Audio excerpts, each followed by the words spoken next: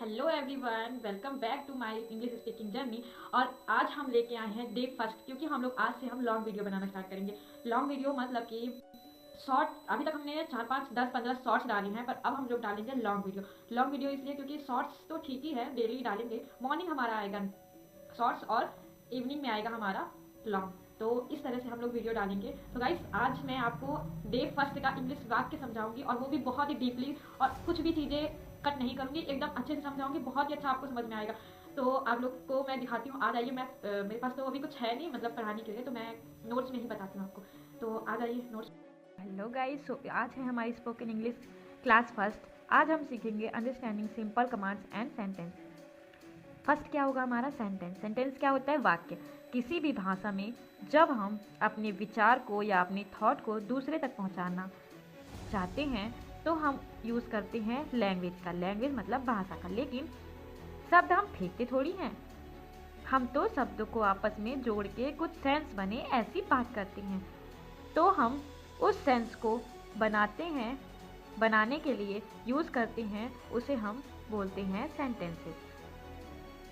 अब हम सेंटेंस के भी अलग अलग टाइप्स को देखेंगे। तो जैसे कि यहाँ सबसे पहले तो हम जैसे इसका उदाहरण देख लेते। Poor John lost his watch. यहाँ पास अब हम ध्यान देंगे कि पुअर का मतलब गरीब नहीं है, पुअर का मतलब है बेचारा। बेचारे जॉन की घड़ी खो गई। तो जब मैं आपको इंफॉर्मेशन दे रही हूँ तब भी मैं सेंटेंस यूज़ कर रही हूँ। हो सकता है मैं कोई सवाल पूछना चाहूँ तो भी मैं सेंटेंस यूज़ करूँगी, या तो कोई या हो सकता है मैं आपको कोई कमांड देना चाहूँ या कोई ऑर्डर देना चाहूँ, तब भी मैं सेंटेंसेस यूज़ कर सकती हूँ। या फिर मैं कोई इमोशन एक्सप्रेस करना चाहूँ, तब भी मैं जो यूज़ करती हूँ उसे हम क्या कहते हैं? सेंटेंस। सेंटेंस हमारे दो प्रकार के होते हैं। इसके हमारे दो पार्ट है, सब्जेक्ट और दूसरा हमारा क्या है? प्रेडिकेट। तो यहाँ बड़े बड़े शब्द हैं लेकिन मतलब बहुत ही सिंपल है। सबसे पहले हम देखेंगे यहाँ पास एक सेंटेंस से हम समझेंगे। यहाँ पास the manager has changed all of his staff recently. यहाँ पास हमारा जो मैनेजर है क्या है? ये मैनेजर सब्जेक्ट है, पर यहाँ जो हमारा has changed all his staff recently, ये जो हमारा बता रहा है ये क्या है? ये हमारा हो गया प्रेडिकेट। मतलब कि जो मैनेजर, मेन हीरो क्या है? हमारा मैनेजर। और मैनेजर के बारे में, मैनेजर ने इनके बारे में बताया, मतलब has changed all of his staff recently, मतलब कि स्टाफ्स को रिसेंटली हमारे चेंज किया है, सभी स्टाफ्स को रिसेंटली चेंज किया है। तो हमारा क्या हो गया? प्रेडिकेट। तो यहाँ पास हमारा सब्जेक्ट और प्रेडिकेट। यहाँ तक आपको समझ में आया? नहीं समझ में आया तो आगे आपको और भी अच्छे से क्लियर हो जाएगा। तो अब हम पढ़ेंगे सब्जेक्ट। सब्जेक्ट जिसके बारे में ये सेंटेंस है, यानी कि सेंटेंस का जो पहले का हिस्सा होता है जिसके बारे में वो सेंटेंस हो।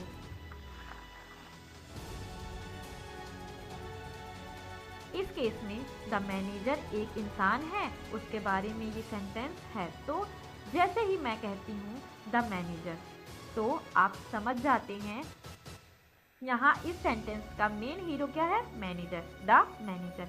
अभी हमारा नीचे आएगा प्रेडिकेट। ये हमारा आपको समझ में आ ही गया होगा। अब हमारा आएगा प्रेडिकेट। प्रेडिकेट क्या है?